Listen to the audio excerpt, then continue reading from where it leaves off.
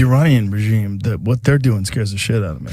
If you think about the breakout potential for Iran to develop a nuke, right, a weapon, some estimates now are about a week, 1 week, right, to develop enough enriched uranium. You've got to enrich a week from right now.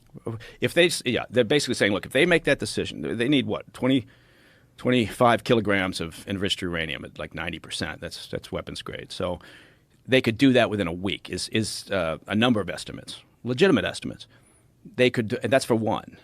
And okay, so is there value in that? Well, from their perspective, perhaps they could do 3 weapons in maybe a month's time. So that breakout that we used to talk about in terms of years, at least many months now is shrunk, right? And so the idea is, as a flashpoint, people say, well, why should we still be worried about Iran? Well, because there's a high likelihood that if the Israelis get the sense that that's where they're heading, that they're going to do, then they may take action, right? Kinetic action to stop it. They've done it in Iraq. They did it in Syria.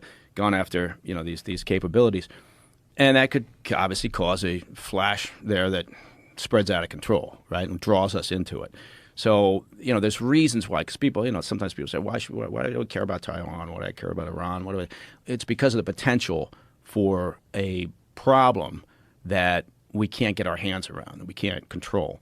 And so with Iran, it's largely comes down to this issue of what is their breakout. Now, aside from just enriching uranium, they got to come up with the weaponization of it all, right? And that could take longer, right? That could take months and months, right? But it's a heavy lift to figure out what their plans and intentions are. So, and we kind of backed out of this. Biden administration was clear that they wanted to get back into the nuke agreement from 2015. It was like, yeah, we gotta do everything we can.